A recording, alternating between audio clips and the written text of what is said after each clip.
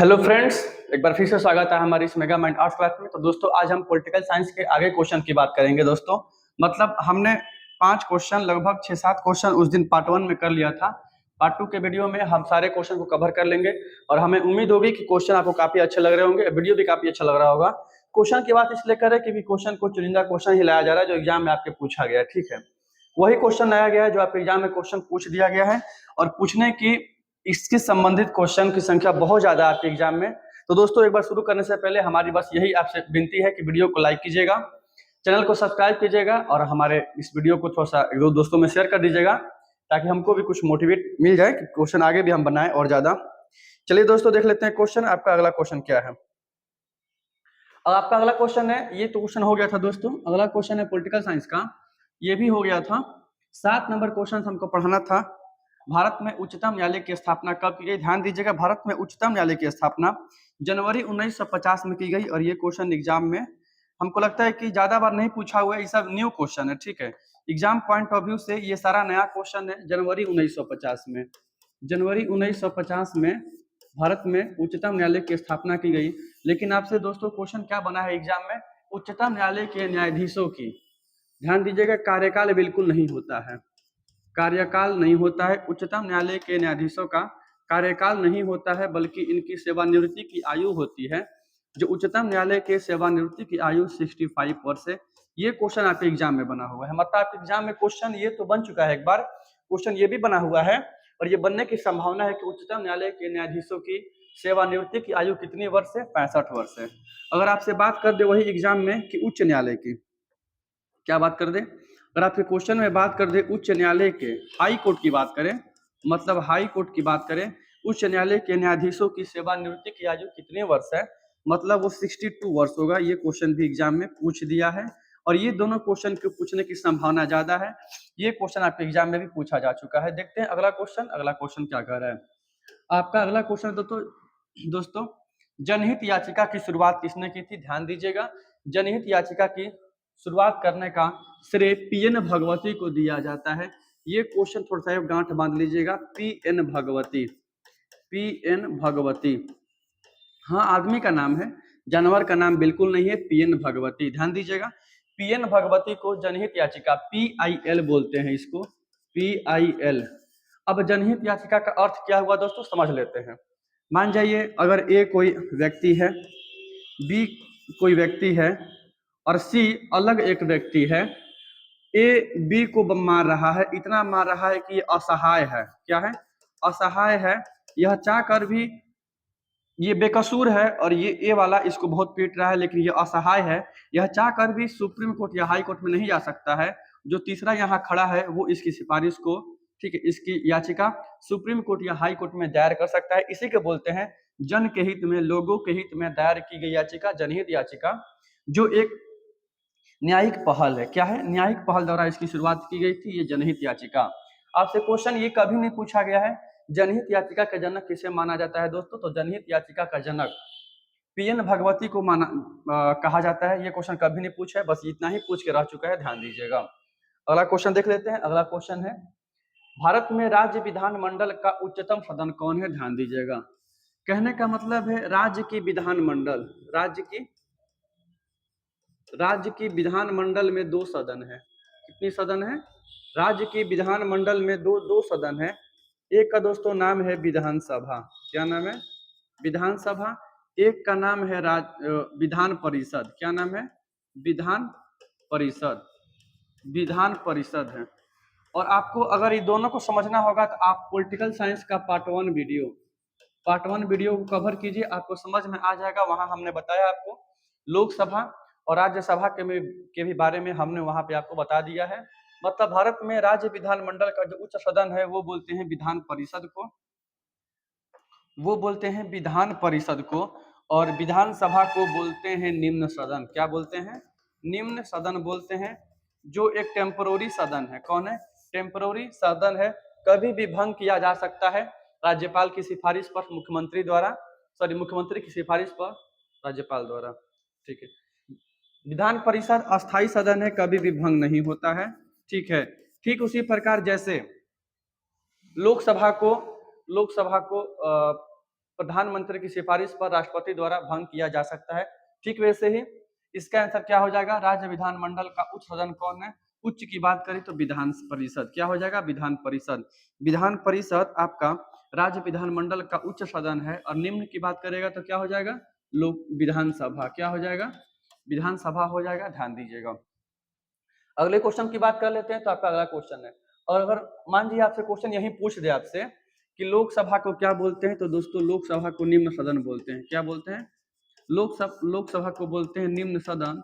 और लोकसभा का मेंबर बनने के लिए आपको निम्नतम आयु 25 वर्ष होनी चाहिए, ध्यान दीजिएगा। राज्यसभा की बात करें तो राज्यसभा को बोलते हैं क्या? राज्यसभा को बोलते हैं हम लोग उच्च सदन, उच्च सदन बोलते हैं। और राज्यसभा का मेंबर बनने के लिए न्यूनतम आयु आपको 30 वर्ष होनी चाहिए, लोकसभा का 25 वर्ष होनी चाहिए, ध्यान दीजिएगा।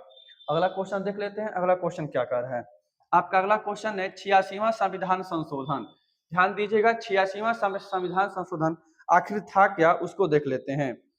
पीएनजी डाउनलोड करना है। 86वां संविधान संशोधन क्या था, आइए देखते हैं बोर्ड पर। ध्यान दीजिएगा, अगर 42वां संविधान संशोधन की बात करें, 42वां संविधान संशोधन की बात करें तो ध्यान दीजिएगा 42वें संविधान संशोधन के द्वारा क्या चीज? 42वें संविधान संशोधन के द्वारा, 42वें संविधान संशोधन 1976 के द्वारा, 1976 के द्वारा संविधान में मूल कर्तव्य को जोड़ा गया। क्या जोड़ा गया? संविधान में मूल कर्तव्य को जोड़ा गया। किसकी सिफारिश पर जोड़ा गया? सरदार स्वर्ण सिंह समिति की सिफारिश पर जोड़ा गया। सरदार स्वर्ण सिंह समिति की सिफारिश पर जोड़ा गया। ये क्वेश्चन एग्जाम में बना हुआ है कि किसकी सिफारिश पर मौलिक कर्तव्य को संविधान में जोड़ा गया था? सरदार स्वर्ण सिंह समिति की सिफारिश पर मौलिक कर्तव्य को संविधान में जोड़ा गया था। और संविधान के लागू होने के 26 साल बाद इसको संविधान में जोड़ा गया था। इसको संविधान के भाग 4 के ए में रखा गया है, अनुच्छेद 51 ए में, अनुच्छेद 51 ए में रखा गया है। ये भी क्वेश्चन एग्जाम में पूछा हुआ था। उस समय जब मूल कर्तव्य को संविधान में दोस्तों जोड़ा गया था, तो उस समय संविधान में कुल 10 मूल कर्तव्य को शामिल किया गया था। कुल 10 मूल कर्तव्य को शामिल किया गया था।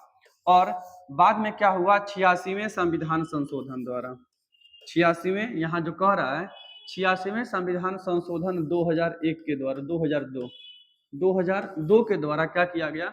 कहा दिया गया कि प्रत्येक व्यक्ति का यह कर्तव्य है, माता पिता का यह कर्तव्य है कि 6 से 14 वर्ष तक के बच्चों को मुफ्त शिक्षा वो लोग अनिवार्य कराए, अनिवार्य है, देनी चाहिए। मतलब 86वां संविधान संशोधन जो एग्जाम में एक बार पूछा जा चुका है 12th के, वो आपका शिक्षा के अधिकार से संबंधित है, ध्यान दीजिएगा। अगर सूचना के अधिकार की दोस्तों बात करें तो सूचना का अधिकार अधिनियम सन 2005 में लागू किया गया था।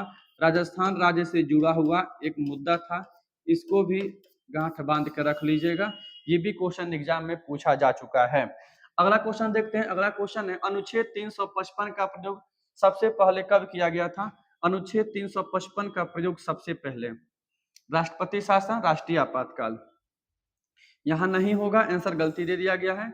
अनुच्छेद 355 का पहली बार प्रयोग पंजाब में किया गया था। ठीक है, पंजाब में किया गया था, ध्यान दीजिएगा। ठीक है, मेरे ख्याल से इस क्वेश्चन को आज रहने देते हैं। ठीक है, क्योंकि अगर ये पढ़ाना पड़ेगा तो हमको आपातकाल पूरा लेके पढ़ाना पड़ेगा। ठीक है, आपातकाल पूरा लेके पढ़ाना पड़ेगा। आपातकाल, राष्ट्रीय आपात का उल्लेख अनुच्छेद 352 में है।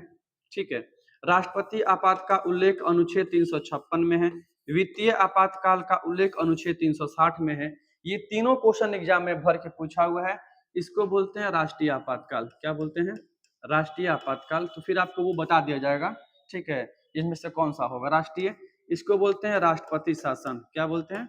इसको बोलते हैं राष्ट्रपति शासन। इसको बोलते हैं वित्तीय आपातकाल। क्या बोलते हैं?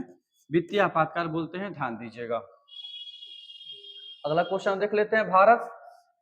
भारतीय संसद का निम्न सदन कौन सा? देखिए, हमने अभी जस्ट इसको बताया भी है कि लोकसभा को बोलते हैं भारतीय संसद का निम्न सदन। किसको बोलते हैं? लोकसभा को। लोकसभा को बोलते हैं भारतीय संसद का निम्न सदन। ये आप ध्यान से सुन लीजिएगा, यही क्वेश्चन पूछा हुआ था। राज्यसभा को दोस्तों क्या बोलते हैं? राज्यसभा को बोलते हैं उच्च सदन। क्या बोलते हैं? उच्च सदन बोलते हैं। ये आप भी ध्यान रख लीजिएगा। और लोकसभा का मेंबर बनने के लिए, राज्य विधानसभा का मेंबर बनने के लिए न्यूनतम उम्र 25 वर्ष होनी चाहिए। ये क्वेश्चन मेरे कर्ण अर्जुन की तरह एग्जाम में आते आएंगे, ध्यान दीजिएगा, आएंगे ही।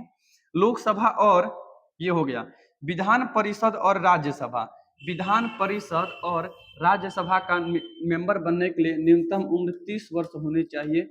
ये क्वेश्चन एग्जाम में कई बार पूछा जा चुका है, ये भी क्वेश्चन आपके एग्जाम में पूछा जा सकता है, ध्यान दीजिएगा। ठीक है, अगला क्वेश्चन देखते हैं। अगला क्वेश्चन है 17वीं लोकसभा का चुनाव कब हुआ। जब आपके एग्जाम में 17वीं लोकसभा का पूछ सकता है तो ये भी क्वेश्चन दोस्तों एग्जाम में पूछा हुआ है।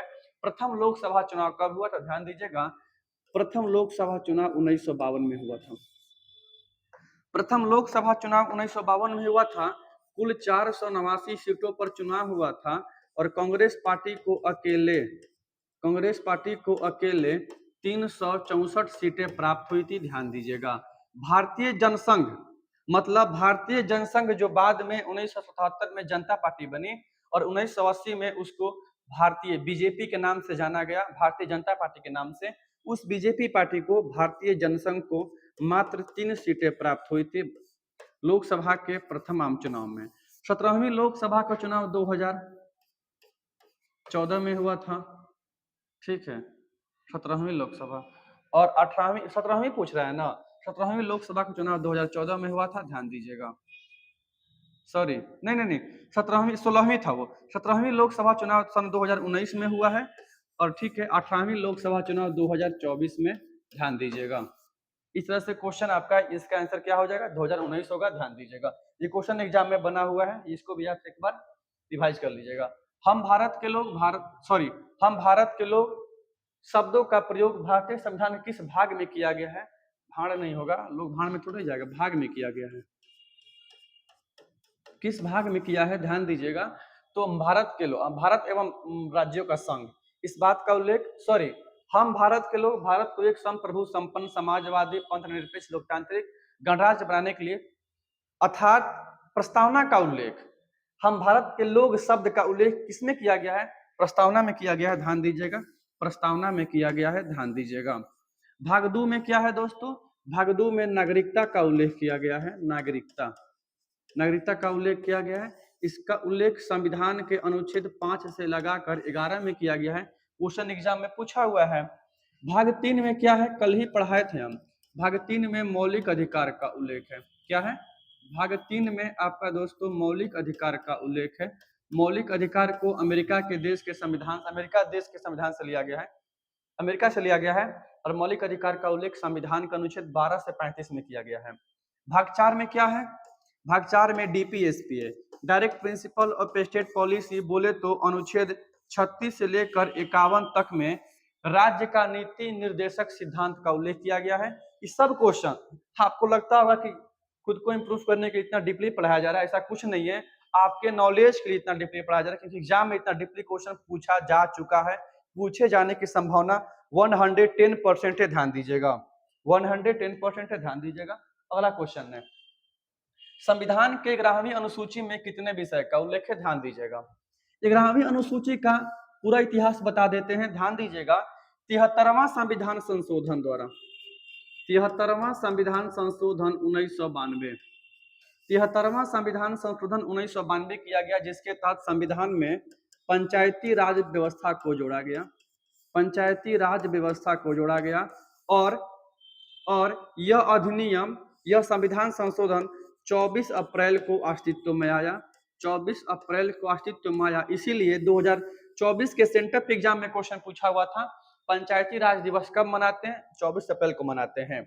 इसी के तहत संविधान में 9वीं अनुसूची को जोड़ी गई, संविधान के भाग 9 जोड़ा गया, संविधान का भाग 9 जोड़ा गया, और संविधान के भाग 9 के तहत 11वीं अनुसूची को जोड़ा गया, और इसमें एक ग्राम पंचायत के लिए कुल 29 कार्य प्रदान किए गए, कुल 29 कार्य प्रदान किए गए थे, ध्यान दीजिएगा। इतिहास की बात करते हैं तो बलवंत राय मेहता समिति की सिफारिश पर 1957 में गठन किया गया।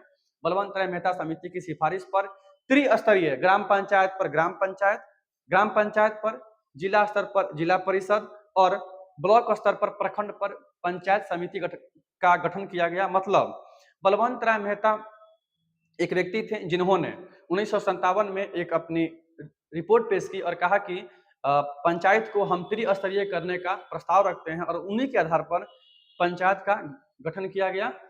ये आप ध्यान दीजिएगा। बलवंत राय मेहता समिति की बात कर लीजिएगा, ध्यान दीजिएगा। कितना स्तरीय दोस्तों? त्रिस्तरीय। ये भी क्वेश्चन एग्जाम में पूछा जा चुका है, गांठ बांध लीजिएगा।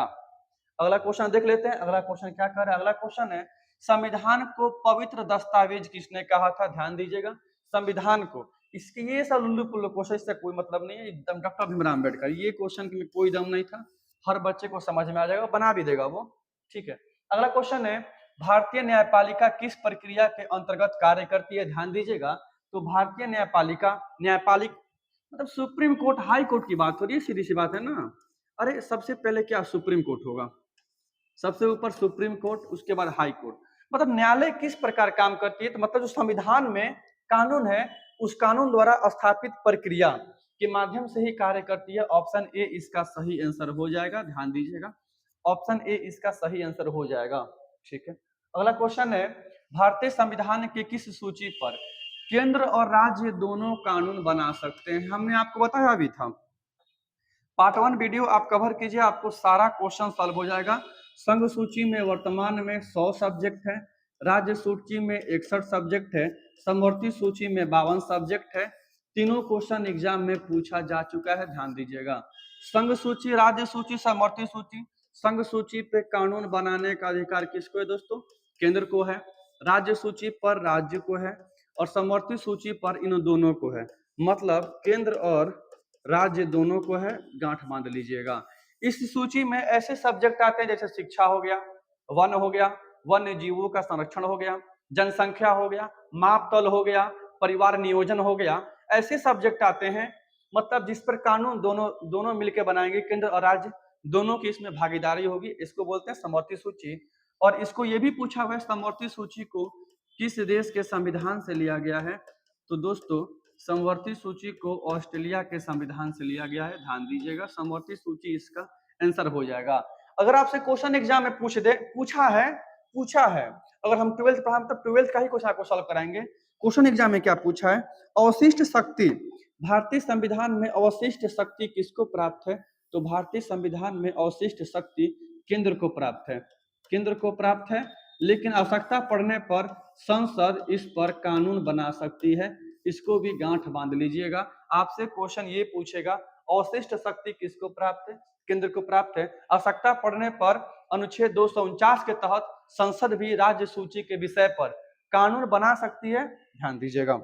अगला क्वेश्चन देख लेते हैं। अगला क्वेश्चन है, नगर निगम के समाधान के लिए 74वां संविधान संशोधन को गांठ बांध लीजिए, जो 1993 में हुआ था। इसका संबंध नगर निगम से है, नगरपालिका से है, नगरपालिका से है। इसके तहत संविधान में भाग 9 का ए जोड़ा गया। ये भी क्वेश्चन एग्जाम में पूछा हुआ है। भाग 9 का ए जोड़ा गया। 5 लाख से अधिक, 5 लाख से अधिक अगर जनसंख्या है तो आप नगर निगम की श्रेणी में आ सकते हैं। डाटा पुराना है, ठीक है, टेंशन नहीं लेना है, लेकिन गांठ बांध लेना है। सबसे पहले नगर निगम की स्थापना मद्रास में हुआ था। ये क्वेश्चन एग्जाम में पूछा हुआ है। मद्रास वही जिसका वर्तमान में दोस्तों नाम क्या हो गया है? चेन्नई। वर्तमान में दोस्तों इसका नाम क्या हो गया है? इसका चेन्नई नाम हो गया है, ध्यान दीजिएगा। नगर निगम की स्थापना सबसे पहले मद्रास में हुआ था, ध्यान दीजिएगा। निम्न में से किस प्रधानमंत्री का कार्यकाल सबसे छोटा रहा? तो भारत के प्रथम प्रधानमंत्री पंडित जवाहरलाल नेहरू का कार्यकाल सबसे बड़ा था। सबसे छोटा चौधरी चरण सिंह का था, ध्यान दीजिएगा।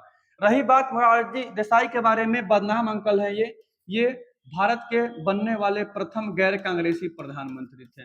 प्रथम गैर कांग्रेसी प्रधानमंत्री थे, मतलब भारत के प्रथम गैर कांग्रेसी प्रधानमंत्री कौन थे? मोरारजी देसाई थे, ठीक है, ध्यान दीजिएगा। 1977 के आम चुनाव में इन्हें प्रधानमंत्री का पद दिया गया था, ध्यान दीजिएगा। इतने सारे क्वेश्चन ही था, लगभग आपका सारा क्वेश्चन खत्म हो चुका है, ध्यान दीजिएगा। इतना क्वेश्चन था जो आपके एग्जाम में आ चुका है, ठीक है। आगे अगर क्वेश्चन की बात कर लेते हैं तो अगला क्वेश्चन देख लेते हैं। क्वेश्चन को लगा दिया जा रहा है, ठीक है। पॉलिटिकल साइंस का क्वेश्चन है, ठीक क्वेश्चन है, आपको टेंशन नहीं लेना है।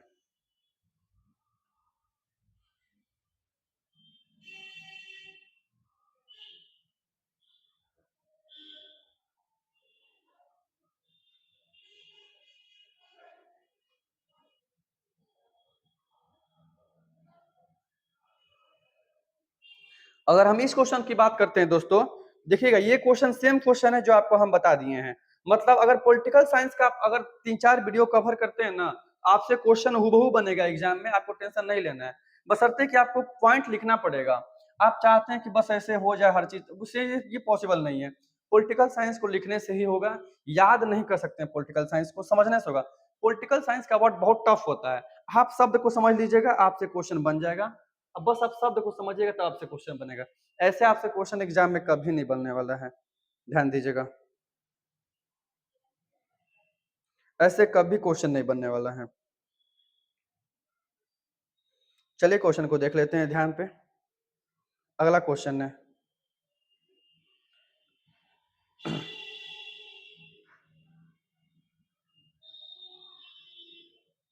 अगला क्वेश्चन देख लीजिए, इस क्वेश्चन को देख लीजिएगा। क्वेश्चन है, विधान परिषद का सदस्य निर्वाचित होने के लिए न्यूनतम आयु क्या है। देखिए सेम क्वेश्चन है, बस हम बोले थे ना आपको, ना हम आपसे बोले थे, आप क्वेश्चन को बस ध्यान से सुनिएगा। आप 2-3 वीडियो हमने अभी तक लगभग एक वीडियो पढ़ाया, अभी एक वीडियो पढ़ाया है, लेकिन ऐसा बात नहीं है, वीडियो और भी पढ़ा हुआ यूट्यूब पे, आप उसको कवर कीजिएगा, आपसे पूरा क्वेश्चन बनेगा। विधान परिषद का मेंबर बनने के लिए न्यूनतम आयु कितनी तय की गई है, ध्यान दीजिएगा। न्यूनतम आयु 30 वर्ष, क्योंकि विधान परिषद और राज्यसभा दोनों जुड़वा भाई हैं। क्या है? विधान परिषद और राज्यसभा दोनों जुड़वा भाई है, और दोनों का मेंबर बनने के लिए न्यूनतम आयु 25 वर्ष, 30 वर्ष, न्यूनतम आयु 30 वर्ष। लेकिन एग्जाम में क्वेश्चन अगर बन गया आपका कि पंचायत का चुनाव लड़ने के लिए न्यूनतम उम्र कितनी होनी चाहिए एक व्यक्ति की, 21 वर्ष। कितने वर्ष? 21 वर्ष। मतदान की आयु कितने वर्ष होनी चाहिए? 18 वर्ष। हर बच्चा जानता है, आप जान के तीर नहीं मार लिए हो। 25 वर्ष दोस्तों क्या हो जाएगा? तो लोकसभा और विधानसभा क्या हो जाएगा? लोकसभा और विधानसभा का मेंबर बनने के लिए, लोकसभा और विधानसभा का मेंबर बनने के लिए, विधानसभा का मेंबर बनने के लिए आपकी न्यूनतम आयु 25 वर्ष होनी चाहिए, ध्यान दीजिएगा। अब आगे क्वेश्चन की अगर बात करेंगे तो क्वेश्चन 20 क्वेश्चन है, हम अगली वीडियो में इसकी बात कर लेंगे। ठीक है, देखिए अभी हमको जस्ट पढ़ाया था 73, इसको छोड़ देते हैं, आगे पढ़ाएंगे। इसका आंसर 29 कोई बात नहीं है, अब यहाँ पे पूरा इतिहास हमको बताना है इसका। ठीक है, इसीलिए आज के लिए बस इतना ही वीडियो। अगर आपको दोस्तों वीडियो अच्छा लगा, वीडियो को लाइक कीजिएगा, चैनल को सब्सक्राइब कीजिएगा, थोड़ा वीडियो को दोस्तों में शेयर कर दीजिएगा, ताकि